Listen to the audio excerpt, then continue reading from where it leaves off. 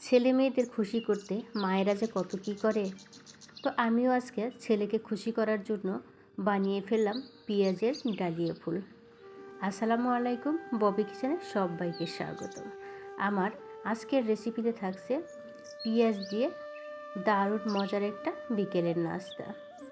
এটা দেখতে যেমন সুন্দর, খেতে কিন্তু মাশাআল্লাহ দারুণ টেস্টি।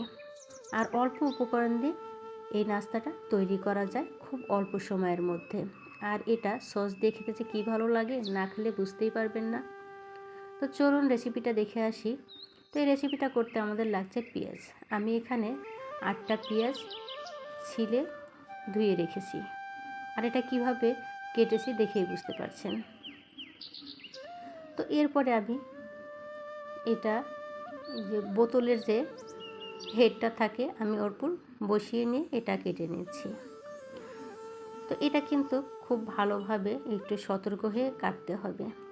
তো আমি কিভাবে কাটছি এটা দেখে কিন্তু বুঝতে হবে। আমি প্রথমে মাঝ বরাবর একটা কেটে নিলাম, এরপরে আবারও 4টা ভাগে কেটে নিলাম, তারপরে আমি আবারও মাঝখান দিয়ে কেটে নিচ্ছি।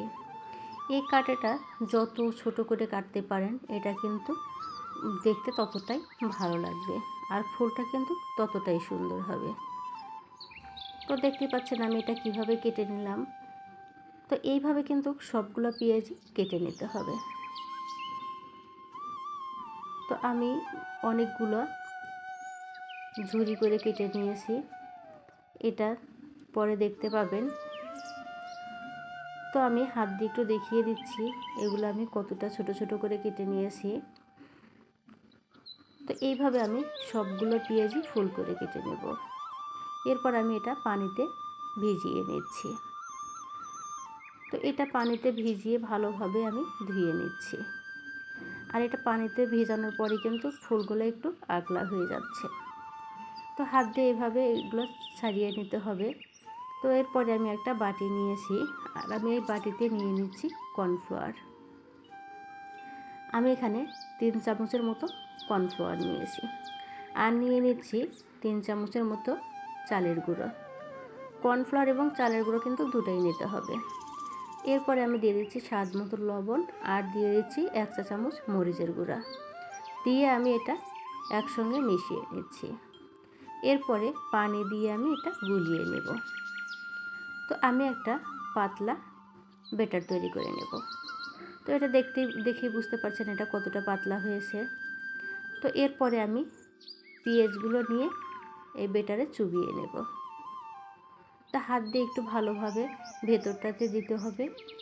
তো এইভাবে আমি চুবিয়ে নিয়ে তারপরে ব্যাটারটা ঝরিয়ে নিলাম। এরপর আমি দিয়ে দিচ্ছি ব্রেড স্কামে আমি ভালো করে কোট করে নিচ্ছি। তো হাত দিয়ে একটু ভালোভাবে কোট করে নিতে হবে। এটা চেপে চেপে আমি কোট করে নিয়েছি। এরপরে আমি সবগুলো ফুলই আমি এভাবে কোট করে নেব। এরপর আমি চলে যাচ্ছি চুলাতে আমি আগে থেকে তেল বসিয়ে রেখেছিলাম। তেলটা আমি গরম হয়ে আসলে নাস্তাগুলো দিয়ে দেব। আর অবশ্যই এটা ডুবো তেলে ভাজতে হবে। ডুবো তেলে ভাজলে কিন্তু এটা খুব সুন্দর ভাজা হবে, ক্রিস্পি। আর একটু সময় নিয়ে এটা ভাজতে হবে, চুলার আঁচটা কমিয়ে দিয়ে। তো এটা দেখতেই পাচ্ছেন আমি কিভাবে ভেজে নিচ্ছি, একটু উল্টিয়ে পাল্টিয়ে এভাবে ভেজে নিতে হবে। তো যখন কালারটা এরকম হবে তখন এটা উঠিয়ে নিতে হবে। এর চেয়ে বেশি কালার আসলে কিন্তু খেতে একটু তিতো ভাব আসবে। তো এটা আমার ভাজা হয়ে গেছে, আমি একটা বাটিতে পরিবেশন করছি। তো দেখেই বুঝতে পারছেন এটা কতটা সুন্দর হয়েছে, খেতেও কিন্তু মাশাআল্লাহ খুবই ভালো হয়েছে। তো আমার এই রেসিপিটা যদি আপনাদের ভালো লেগে থাকে তাহলে অবশ্যই লাইক, কমেন্ট, শেয়ার করবেন। আর এই ভিডিওটা আমার ফেসবুক পেজ থেকে দেখলে ফেসবুক পেজটাতে ফলো দিয়ে রাখবেন। আর যদি আমার ইউটিউব চ্যানেল থেকে দেখেন তাহলে অবশ্যই ইউটিউব চ্যানেলটাকে সাবস্ক্রাইব করে রাখবেন পরবর্তী ভিডিওগুলো দেখার জন্য। আল্লাহ হাফেজ।